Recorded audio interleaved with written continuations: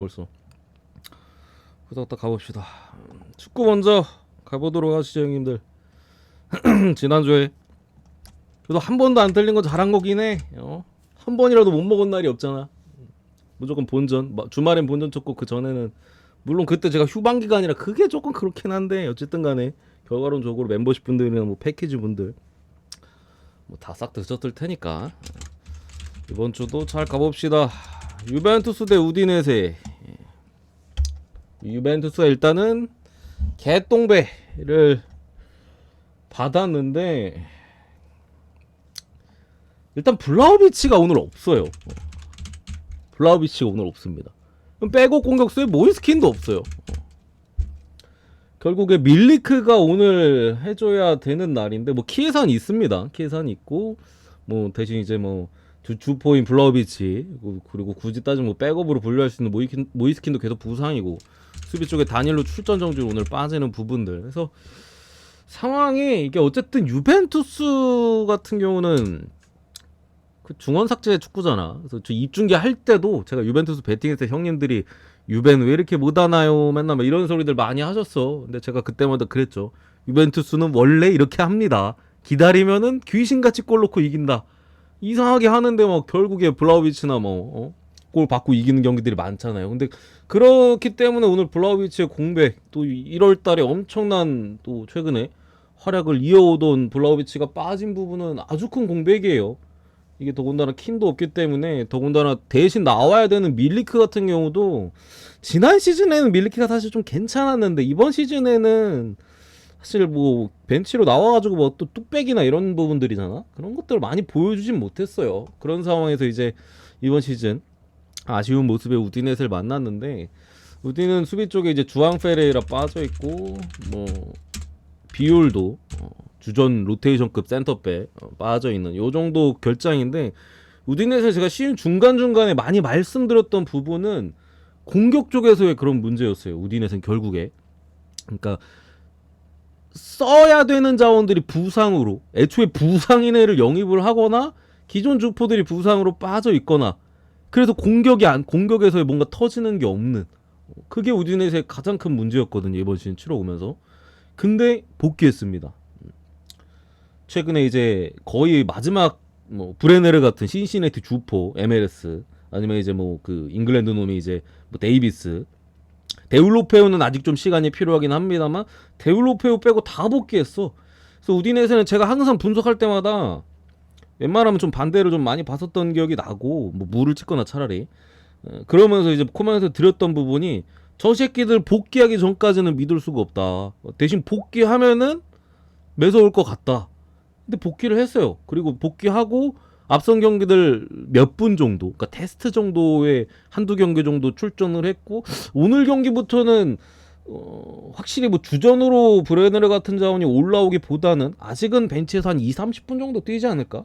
또 이게 하필이면 유벤투스가 주포 빠지고 우디네스도 저런 애들 좀 복귀한 타이밍에 붙는 거기 때문에 좀 유벤투스 입장에서는 좀 구린내 나기는 해요. 우디네스가 이번 시즌 잘 못하고 있는 상황에서 쟤들도 없으면 사실 유벤투스의 수비를 뚫기 쉽지 않거든요. 그런 상황에서 이제 한 골만 박아도 승리 가능성 높은데 오늘 어쨌든 간에 유벤투스도 주포가 빠져 있는 상황에서 이제 공격 쪽에서의 좀 어쨌든 유벤투스는 답답함이 있잖아. 기본적인 중원 삭제 축구기 때문에. 근데 우디가 쟤네들 또 돌아왔기 때문에 저는 이 경기에는 우디네세가 아니 유벤투스가 그래도 뭐 승리에 대한 가능성이 막 엄청 낮다라고 보여지진 않는데 글쎄요 대승각은 솔직히 잘 안 보여요. 일단 블라우비치도 없고 우디네에서도 앞으로의 일정에 있어서는 반등에 대한 여지가 분명히 있거든요. 왜냐면 주포들이 돌아오니까 당연히 이번 시즌 내내 빠져있던 주포들이 돌아오고 더군다나 뭐 기존에 원래 뛰던 애들도 슬슬 폼이 많이 올라오긴 했어요. 그 피지컬 좋고 괜찮은 이제 루카도 최근에 뭐 나쁘지 않고 타우빈도 12월 달에는 폼이 안 좋아서 계속 제외되다가 이제 1월 넘어오고부터는 출전 시간 확보하면서 폼 좀 올라오고 있거든. 미드필더 자원들도 지금 부상 없이 건재한 상황 속에서 요거 그러니까 유벤투스 기본적으로 초안은 승이랑 햄무였는데 이렇게 맞섰는데 그냥 애초에 무승부 가능성도 저는 조금 있는 것 같아. 그러니까 유벤투스가 지금 어쨌든 블라우비치 빠진 상황에서 좀 경기 잘 안 풀리고 하면은 무승부에 대한 가능성도 배제할 수 없을 것 같아서 어차피 마행 가능성이 떨어진다고 보고 변수까지 좀 커버할 수 있게 이렇게 무승부 해무 쪽으로 보도록 하겠습니다. 언어바 굳이 보면 언더 오바가 나오면 2대1 정도 나올 수 있을 것 같아. 제가 볼 때 오바가 나오면 2대1 정도도 좀 보인다. 언더가 그렇게 좋아 보이진 않는다. 이렇게 보고 어제 아스날이랑 뭐 다 먹었다고 맨유 포함 축하드립니다 형님. 양숙 형님 축하드려요. 야 아스날 맨유 그 믿기 힘든데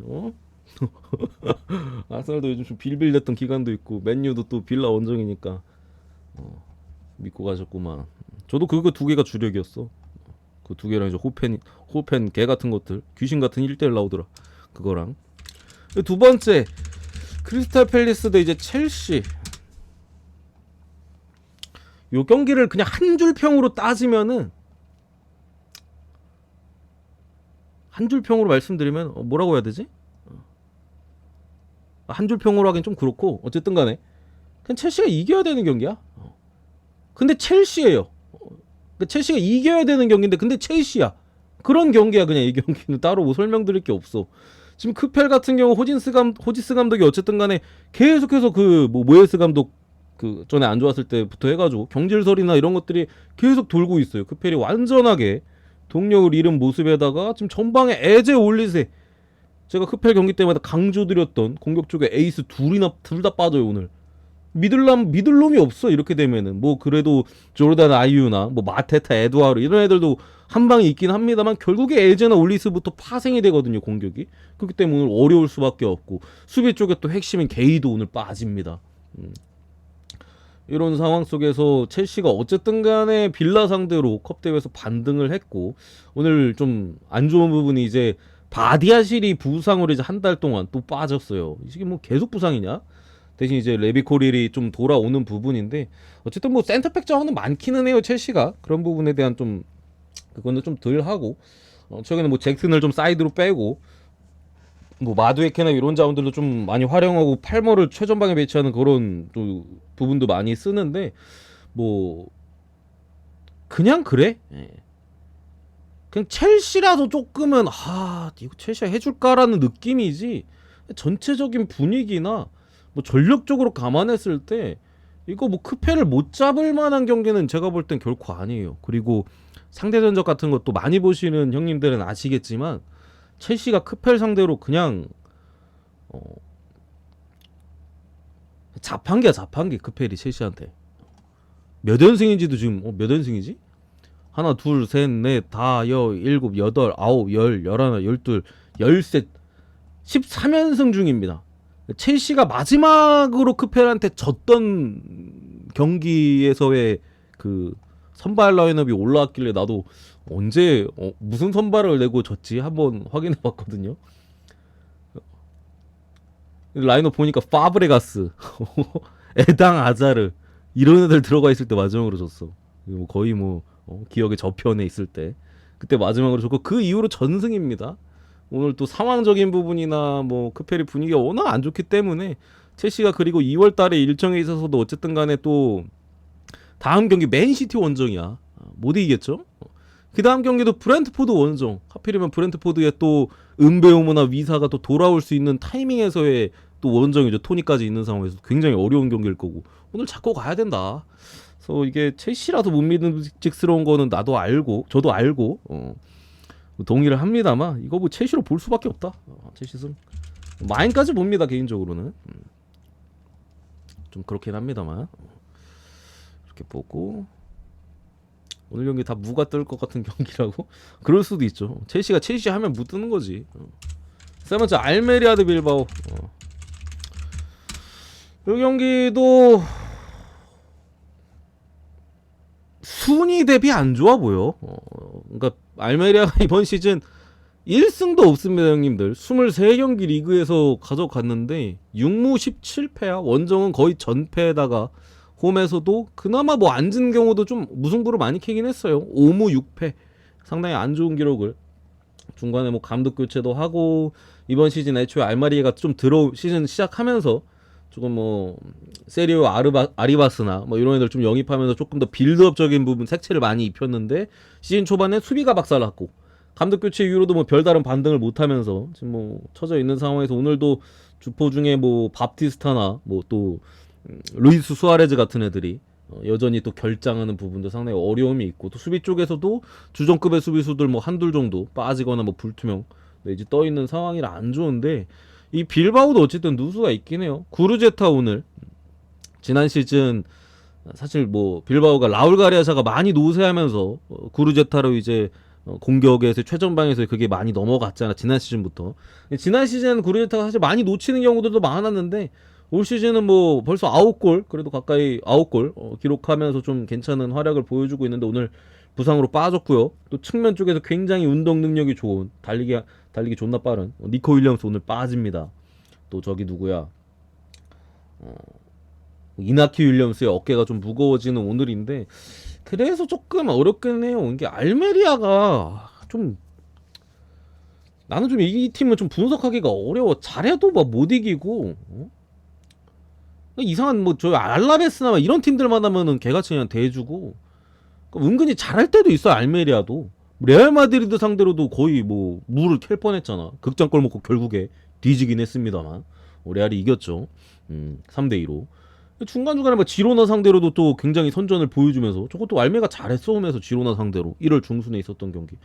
그럼 보다가 뭐 갑자기 홈에서 또 알라베스한테 3대 떡으로 깨지고, 야, 이런 좀 거 부분들 때문에 갈피를 잡기가 좀 쉽지는 않아요. 그렇다고 뭐 시즌 끝날 때까지 뭐 첫 승을 못할지도 뭐 모르겠습니다만, 어쨌든 저는 이 경기는 개인적으로 조금은 변수가 있다고 보긴 하는데, 그래도 알메리아의 기세가 너무 좋지 않다. 빌바가 어쨌든 간에 수비 자체는 굉장히 안정적인 팀이고, 알메리아가 최근에 경기를 보면은 기회들을 날리는 경향도 분명히 있거든요. 그래서 굳이 보면은 좋아 보이진 않아요. 언더 쪽을 보고요. 승패로 가면은 그래도 빌바오 야구위 정도, 무승부 해무 사이즈. 개인적으로는 무가 조금 더 가능성이 높지 않을까 생각하는데, 저는 해무 쪽도 같이 이렇게 보도록 하겠습니다. 알메가 이길 것 같다고? 알메가 이기기에는 조금 첫 승각을 본다고. 저는 근데 그렇게까지 막 첫 승각을 보기엔 좀 그렇고, 그거는 맞출 바에는 피하고 맙니다. 알메 첫 승 볼 바에는 안 가지. 이렇게 보고요. 은쿤쿠 글쎄요. 예상 선발에는 은쿤쿠 벤치드가 있던데. 벤치드가 있는 것 같던데. 갤러거 선발에다가. 이 포체티노 감독은 알 수가 없어. 꼴리는 대로 나오기 때문에. 근데 뭐 사실 첼시를 믿는 느낌보다도 크펠이 지금 완전히 팀이 아니에요. 호지스 감독 일단 갈아치워야 되고, 거기에 이제 핵심 자원들도 전방에 너무 많이 빠졌기 때문에 첼시가 한 골만 넣어도 이길 가능성이 높아. 제가 봤을 때는 한 골만 넣어도 1대0으로든. 오바는 잘 모르겠어요. 나는 오바가 나면 첼시가 무조건 이길 것 같아. 제 분석상으로는. 이게 크펠이 2골 이상을 기록할 수가 절대 없어. 근데 오바 배당이 1.66이야. 첼시 배당이 1.61이야.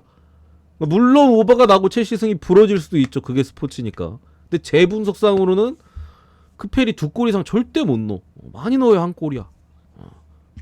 제 분석상으로는 그래서 오바 찍을 바에 무조건 첼시 승 찍는 게 맞아서, 그래서 원오버를 패스했습니다, 형님들. 그렇고, 산탄테르 갔다고? 산탄테르 언제 쪽이 한 10년 전 아니야? 10몇 년 전 같은데 산탄테르? 추억의 팀이네. 이렇게 보고 느바 갑시다. 느바가 좀 그 트레이드 데드라인이요, 제가 빌빌 기고 있긴 한데 좀 잘 반등해 봅시다, 형님들. 그래도 직전에 물론 틀리긴 했는데 그래도 적중률이 확실히 많이 올라오긴 했어요. 승패 애초에 피닉스 하나 틀렸잖아. 그때 다 맞추고 피닉스 하나 틀렸어. 제가 그날 근데 언어바를 좀 집중해서 가겠습니다 했는데, 언어바 그때 반타작 나왔나? 이랬는데 하필 잘못 골라가지고 그거 좀 아쉬웠고. 뭐 일단 샬럿 대 인디애나. 제가 볼 때는 이거 기운 좀 너무 많이 준 것 같아.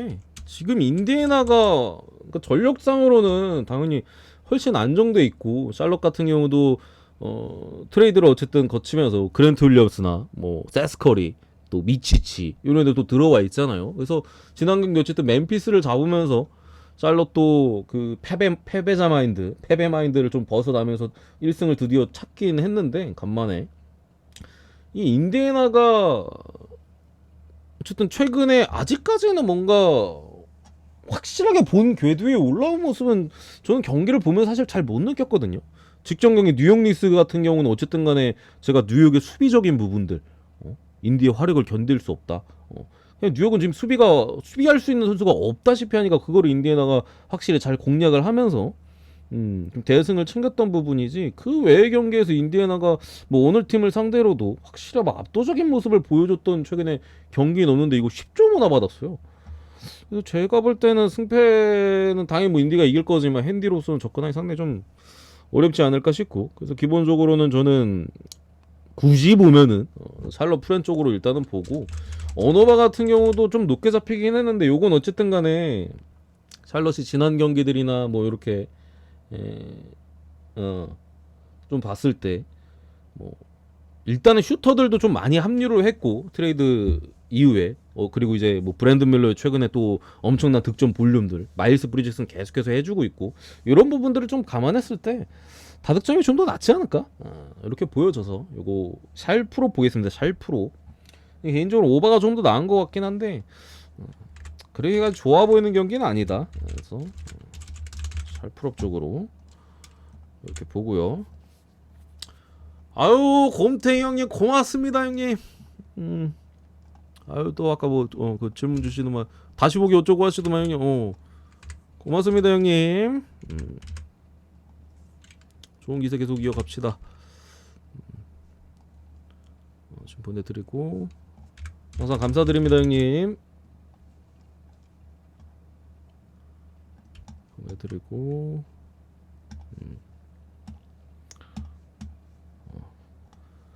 다음 경기 클블드 필라는 사실 별로 막 이견이 없을 것 같은 경기기는 해요. 요즘 클리블랜드 그냥 미쳤어요 형님들. 클블이 지금 잘하고 있는 이유는 이게 시즌 초반과 같은 팀인가 싶을 정도로 벤치가 너무 좋아졌어요. 벤치가 너무 좋아. 뭐 니앙이든 그 중간에 그 새끼 누가 이름 또 까먹었네. 미첼이랑 갈란드 없을 때 3점 빵빵 터지던 그 새끼 이름 뭐였지? 뭐 그런 애들이든 지금 벤치 마진이 클리블랜드가 엄청나게 연승 구간에서 메릴 연승 구간에서 벤치 마진이 엄청나게 좋아요. 엄청나게. 더군다나 클리블랜드가 원래 좀 능농구 느낌의 수비 진득하게 하면서 그런 느낌이었다면 최근에 외곽에서도 엄청나게 힘을 좀 많이 발휘하고 시도 자체도 외곽을 엄청 많이 던져. 메일 같은 애들도 또 많이 그런 또 던지는 횟수 중에서 많이 또 참여를 하고 있고, 전체적으로 힘을 너무 많이 받고 있는 상황에서 수비까지도 되다 보니까 그냥 뭐 어디랑 만나던, 그리고 또 이게 벤치가 좋다 보니까 아무리 일정이 타이트하고 클리블랜드가 지금 일정이 좀 타이트했거든요. 그래서 제가 중간에 클버를 좀 거르거나 반대로 봤던 적도 있어 형님들. 귀신같이 당연히 다 틀렸지만 좀 뭐 4일 동안 뭐 3일 일정이나 뭐 백투백 일정도 앞선 경기들에서 있었거든요. 거기에 원정 연전도 있었고 그 어려운 일정에서 원정 연전까지도 있었는데 그냥 뭐 다 20점 차이로 이겨버리네. 30점 차이, 20점 차이. 지금 벤치가 세서 그런 것 같아. 이게 주전만 세면은 저런 일정을 보통 쉽게 감당이 안 되는데, 왜냐면 지쳐버리니까. 근데 벤치까지 세니까 이게 같이 조율 따다다닥 이번엔 쟤 하면서 로테이션 잘 돌아가고, 또 방전이 되더라도 다른 애들은 멀쩡하고, 누가 방전 되더라도 누구는 괜찮고, 약간 이런 전체적으로 다 해주다 보니까 결국 괜찮은 모습이고, 필라 같은 경우 지난 경기 워싱턴을 잡으면서 4연패를 탈출하긴 했습니다만, 냉정하게 이거 어쨌든 간에 높이적인 부분에서도 게임이 안 돼. 자렛 알렌 모블리 버티고 있는데 저기 폴리드랑 우브레 주니어 버티고 있잖아. 그러니까 필라 같은 경우 수비적으로 지금 클리블랜드의 공격도 막을 수 없을 뿐더러 오펜스적으로도 글쎄요, 이게 필3이 존나 들어가 버리면 조금 뭐 그거 할 수도 있어요. 3점을 던질 수 있는 선수들은 상당히 많으니까 지금 필라에 맥시 뭐 힐드 뭐 해리스 뭐 우브레 다 되잖아. 그런 부분인데 그거는 솔직히 변수의 영역이라고 봅니다. 들어가면 어쩔 수 없는 거야 형님들. 농구가 원래 그래. 슛이 잘하던 팀이 슛이 안 들어가고 못하던 팀이 슛이 들어가면 어쩔 수 없어요. 그래서 뭐 일반승 확실하게 해줄 수 있다고 좀 보고, 또 마인까지 보도록 하겠습니다. 이거 글벌 마인.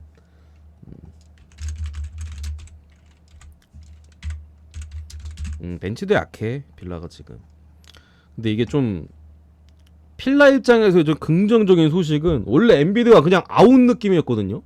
스필러가 약간 시즌을 좀 버리는 느낌이었는데 엔비드가 플레이오프쯤에는 복귀한다는 좀 얘기도 있어. 그러니까 이게 완전히 아웃인 거랑 야 플레이오프 할 땐 돌아올 수도 있대. 이거랑은 좀 확실히 다르긴 하거든요. 이 희망이 있잖아 필라 입장에서도. 분명히 선수들 입장에서 좀 더 동기부여를 가질 수도 있는 타이밍이긴 해요. 그거에 대한 좀 변수는 있다고 봅니다만. 근데 클벨 마에는 어쨌든 간에 그냥 부러질 때까지 가는 게 클벨 쪽은 맞다고 좀 보여지고. 다음 경기 애틀 대 시카고. 요용이 좀 어렵습니다. 요용이 좀 어려운 게 기본적으로 최근의 흐름은 애틀란타 쪽이 좀 더 좋아요. 시카고 같은 경우 지난 경기 올랜도 상대로 잘 하다가 마지막에 그냥 퍼지면서 연장에서도 그냥 완전히 퍼져버렸죠. 그래서 결국에 좀 패배했던 부분들인데 애틀란타가 앞선 백투백 일정도 있었고 오늘도 결국에 하루 쉬고 또 들어가는 거기 때문에 4일 동안 3경기 일정이에요. 이런 일정은 보통은 앞선 클리블랜드 같은 팀이나 아니면 클리퍼스 정도 되는 팀들 아니면 잘 못 버티기는 해. 그러니까 클리블랜드 그것도 이겨내고 클리퍼스도 그런 어려운 원정 일정에서 몇 번 이겨냈었거든요. 물론 뉴올리언스한테 중간에 이제 갭 처발릴 때 그때 우리가 또 잘 받아먹긴 했었는데 애틀란타도 오늘 그런 좀 빡빡한 일정에서 앞선 2연승을 챙겼잖아. 그런 부분인데 근데 이게 어쨌든 간에 시카고도 최근의 모습을 보면 선수들이 좀 많이 지친 모습들이 좀 보여. 실제로 인터뷰에서도 좀 퍼진 듯한 그런 인터뷰도 있었고 코비 화이트도 한창 좋았을 때보다는 조금 아쉬운 느낌도 분명히 있어요. 그런 부분이 조금 걱정이 되는데 그래도 제가 볼 때는 시카고 쪽이 조금 더 낫다. 이 경기가 애틀란타 굉장히 많이 몰렸거든요. 90%가 몰렸어 애틀란타가. 90%가. 근데 애초에 이게 이렇게까지 몰릴 경기인가 싶기는 해요. 왜냐면 일정이 타이트한 팀들은 보통 조심해야 되거든. 그러니까 이게 애틀이 일정이 괜찮았으면 뭐 몰려도 뭐 무방한데 우리가 아무리 그래도 백투백 팀을 100% 믿을 수는 없잖아. 4일 동안 3경기도 엄청나게 힘든 일정이거든요. 90% 몰린 건 솔직히 좀 너무 많이 몰렸다 싶고 저도 이 경기를 뭐 시카고 쪽으로 좋게 보진 않습니다. 시카고도 지금 지친 모습들이 있고 분명히 4쿼터 지난 경기도 막판으로 갈수록 뭐 그런 모습들이 있었는데 어쨌든 애틀란타가 백코트를 중심으로 또 경기 운영을 하는 팀인데 시카고가 앞선 수비 자체는 상당히 좋은 선수들이 많아요. 뭐 카루소가 내일 출전을 안 하면 또 모르겠습니다만 그래도 아직 GTD기는 해. 좀 보고 이거를 시카고 쪽으로 갈 거면은 카루소 정도는 적어도 나오는 걸 좀 보고 가야 되긴 해요. 그래야 뭐 트레이 형이든지 디존테 머레이든지 제어를 어느 정도 할 수 있으니까. 어쨌든 뭐 카루소가 빠지면은 다득점 쪽으로 보고요. 내일 이건 뭐 라인업 어쨌든 볼 수 있을 것 같으니까 나오는 선에서는 시카고 프란 쪽으로 일단 봅니다. 근데 저는 일단은 나온다고 보고 분석을 했기 때문에 시카고 프란. 그리고 아마 표현은 언더로 들어가 있을 거예요. 저거는 이제 카루소가 나왔을 때 그러니까 시카고가 어쨌든 저는 좀 더 유리하다고 분석을 한 거니까 애틀란타의 공격을 어느 정도 제어한다고 보고 언더를 본 건데 카루소가 안 나와버리면 그냥 다득점 찍는 것도 나쁘지 않을 수도 있다.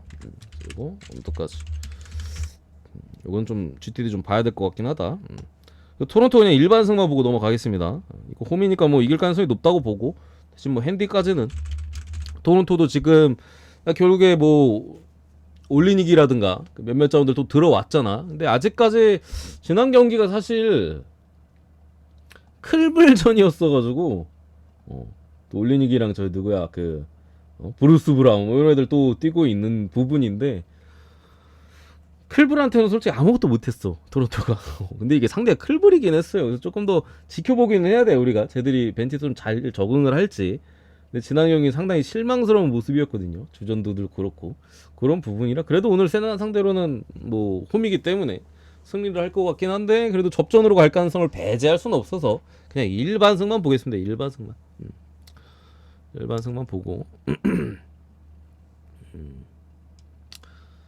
그리고 그죠. 지난 두 팀 그 맞대결에서 부세비치 없을 때 이제 그때 우리 애틀란타로 많이 봤었을 때 시카고가 그냥 드럼통이 골밑 박살내면서 이겨버렸잖아. 그러니까 그런 부분이 있어. 애틀의 백코트를 시카고가 어느 정도 제어할 수 있는 라인업을 가지고 있고 결국 골밑에서 시카고가 힘이 훨씬 애틀보단 좋기 때문에 오늘도 뭐 약간 그런 부분 좀 감안하긴 했어요.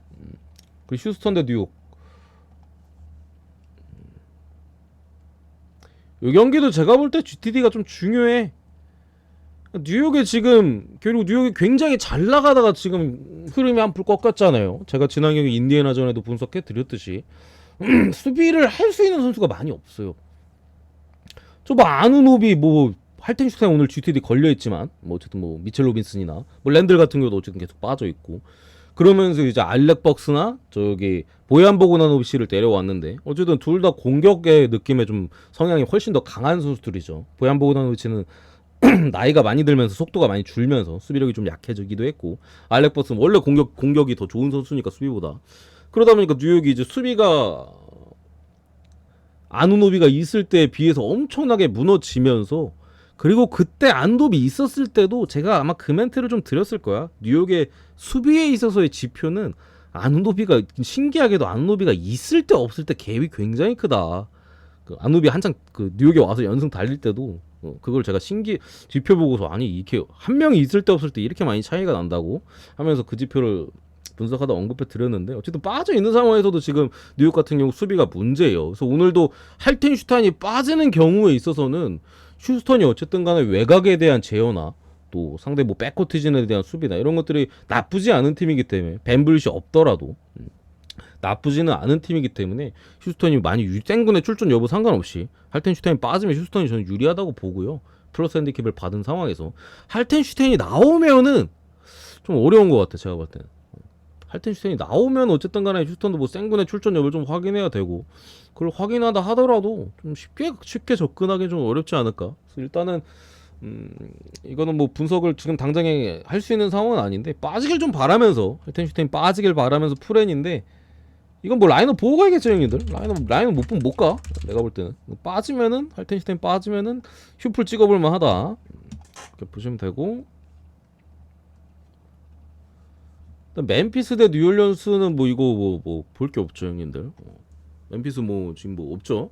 더군다나 오늘 또 계속해서 빅맨진에 대한 틸먼도 멤피스가 또 트레이드 시켰잖아. 자잭주가 5번으로 뭐 뛰든 뭐 아무래도 좀 수비적으로 많이 해줘야 되는데 상대는 이제 높이가 있는 뉴올리언스예요. 오늘 또 자잭주에 또 파울 트러블에 좀 많이 노출될 수 있는 안 좋은 또 상황에서의 오늘 경기고 뭐 자연히 계속 GTD가 좀 뜨네. 지난 경기도 그렇고. 나올 거면 나오고 안 나올 거면 안 나오지. 근데 어쨌든 간에 자연이 없어도 저는 뉴올리언스가 훨씬 유리하다. 뉴올리언스는 주전과 벤치에 있어서 균형도 상당히 좋은 팀이기 때문에 지금 당장에 뭐 멤피스 사실 무서울 건 없다. 자연이 나오면은 더 괜찮지 않을까 싶고 안 나와도 해볼 만하다. 그리고 뉴올리언스 사이드로 보고 넘어가겠습니다. 뉴올리언스 8.5마일. 그리고 댈러스 대 워싱턴.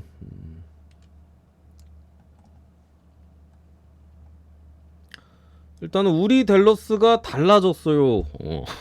댈러스가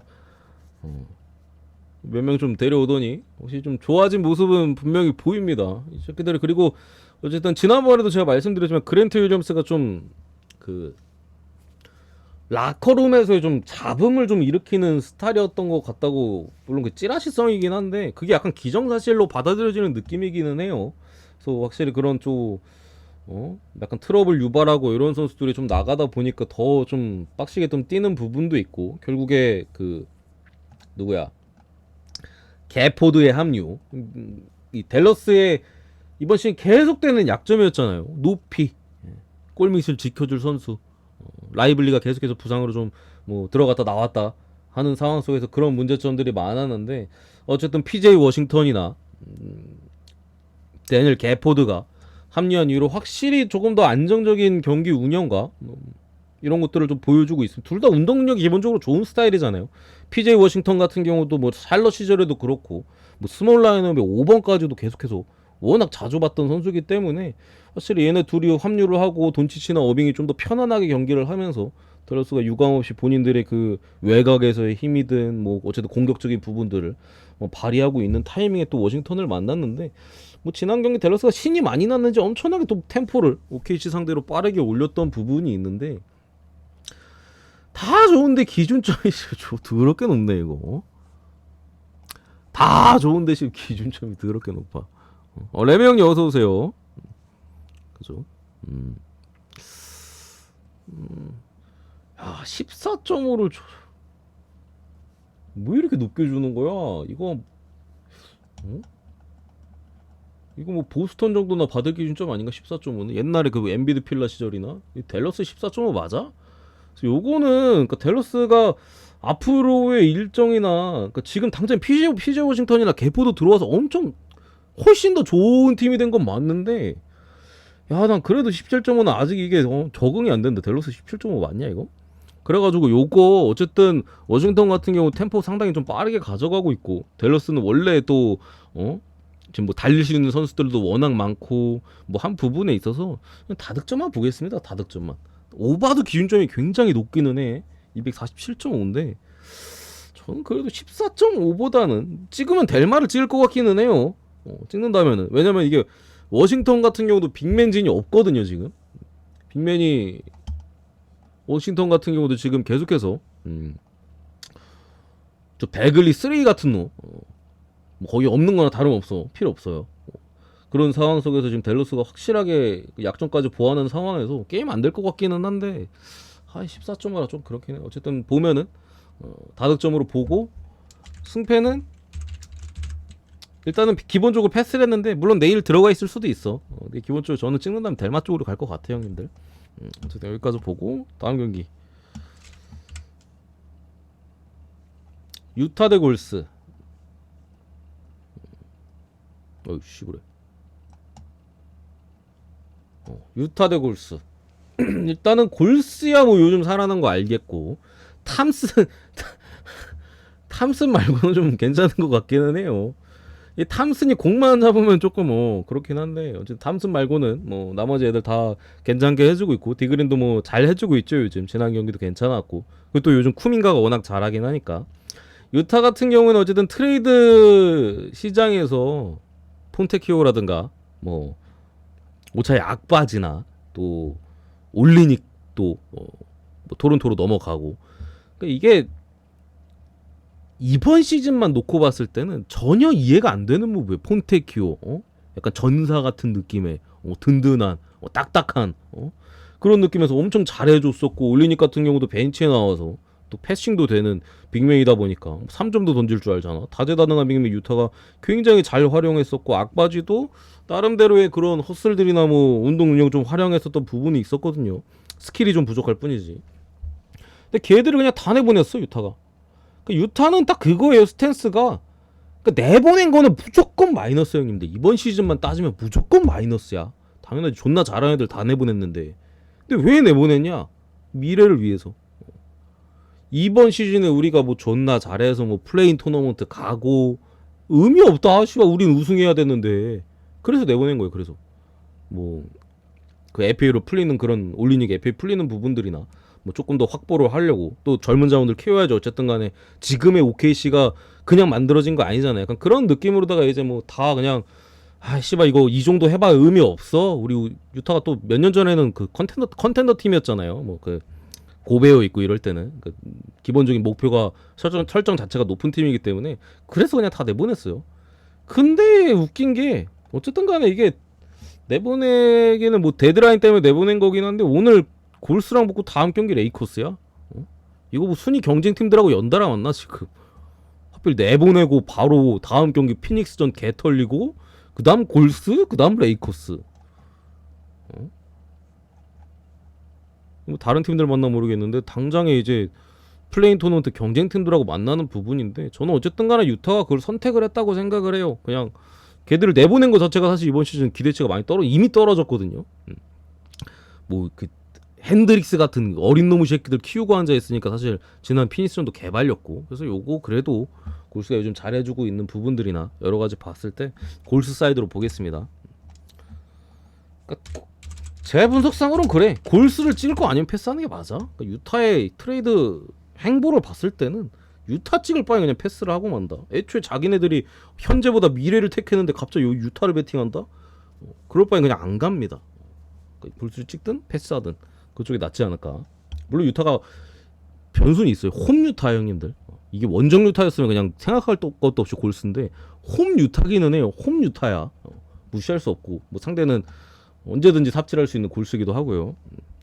다음 경기 마지막인데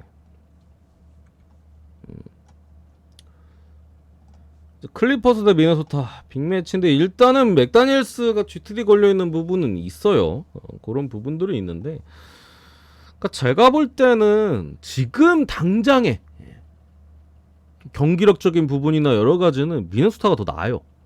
그러니까 클리퍼스는 내가 말했잖아요, 형님들. 아까 그 일정 관련해서 얘기할 때도 저 원정 4연전 일정 타이밍에 백투백이나 4일 동안 3경기 일정이 엄청 많았거든요. 근데 그 경기들을 다 접전 끝에 승리를 거뒀어. 마이애미 상대로도 마지막에 클러치에서 결국에 이제 워낙 좋으니까 클리퍼스가 해줘서 좀 8점 차긴 했습니다만 엎치락 뒤치락 중간까지 마이애미가 뭐 10점 차이로 이겼었나? 그랬던 경기고 애틀란타 상대로도 굉장히 고전을 했었고 디트로이트 상대로도 뭐 그렇게까지 쉽지는 않았었죠. 그러다가 이제 결국 뉴올리언스전에 약간 조금 그런 체력적인 문제나 여러 가지 드러내면서 패배를 했고 지난 경기 디트로이트 상대로도 역전한 게 다행이지 이거 뭐 그냥 질 뻔했어. 흐름 자체가 지금 클리퍼스는 저 원정 저 1월 말부터 1월 초에 있었던 저 일정에 대한 피로도가 뒤늦게 조금 오는 느낌이 최근 뭐 디트전, 뉴올전 이런 또 경기를 봤을 때 공교롭게도 둘 다 이제 좀 프론트 코트진에서의 조금 그 버거움 디트한테 이제 듀렌한테 개 털리고 유타에서 넘어간 폰테키오한테 또 털리고 뉴올리언스는 뭐 그냥 개 털려버리면서 그런 부분인데 결국 팀이 워낙 잘하고 해가지고 뉴올리언스전도 사실 점수차 굉장히 많이 벌어지고 했음에도 마지막에 따라가는 모습들 디트전도 거의 경기 터진 상황에서 그냥 역전해 버리고 그런 모습들은 클리퍼스가 분명 보여주고 있긴 합니다만 분명히 약간은 조금 문제가 발생한 듯한 한창 뭔가 그 체력 베개 뭐 컨디션 12시로 빨딱 서 있고 그런 느낌은 아닙니다. 클리퍼스가 미네소타는 딱 하나 문제가 있어요. 4쿼터 4쿼터 지난 시카고전 미네 찍고 보신 분들은 아시겠지만 뭔지 모르겠어. 그냥 경기를 보면은 경기를 보는데도 얘들이 왜 이러지 갑자기? 그냥 지금 뭔지 몰라. 보는데도 얘들이 왜 이러는지 모르겠어. 지들도 왜 그러는지 모르는데 우리가 왜 4쿼터에 가끔씩 정줄을 놓는지 우리도 모르겠다. 우리도 이해가 안 된다 막 이러고 있어요. 그래서 시카고전에 뭐 그런 모습은 보여줬지만 뭐 전체적으로 봤을 때는 그거 빼고는 미네소타 굉장히 좋습니다. 어쨌든 고베어 같은 경우도 최근에 뭐 앤트맨과의 호흡에 있어서 더 집중을 가하는 모습들이나 적극적인 모습들이나 이런 것들을 확실히 더 살려가면서 지난 경기 미러키 전에 뭐 그냥 뭐 개박살 냈었죠. 뭐 이런 모습들이 있기 때문에 오늘도 클리퍼스가 결국에 고베어라는 더 높은 벽, 또 타운스 이 트윈 타이어를 상대해야 되는 부분들 최근에 좀 아쉬운 모습들을 좀 봤을 때 저는 미네소타가 좀 더 유리한 것 같습니다. 클리퍼스가 홈이긴 합니다만 요거 미네소타 프렌 쪽으로 공수 밸런스가 조금 더 최근엔 미네소타가 나은 것 같다. 물론 4쿼터 자멸이 좀 걱정되긴 합니다. 그거랑 언어반은 굳이 보면 저득점 쪽 언더 요렇게 보고 마무리하겠습니다 형님들. 요렇게 NBA는 어쨌든 간에 초안 분석이고 내일 아침에 또 봅시다 어떻게 되는지 또 보고. 그래서 제가 그 미리 아침에 또 배팅 못 하시는 형님들도 계실 수도 있잖아. 그래서 미리 그 가실 분들 가시라고 이렇게 또 올려드리긴 했어요. 그 조합표에 그것도 참고하시고 뭐 아니면 나 아침에 찍기 귀찮다 싶으시면 미리 찍어도 무방하긴 해. 내일 막 바뀔 것 같진 않아요. 저게 막 큰 틀에 있어서 바뀔 것 같진 않아서 NBA도 어쨌든 그렇게 가고 해외 축구 뭐 지난주에 한 번도 안 틀렸던 그 기세 좀 이번 주도 잘 이어가 봅시다.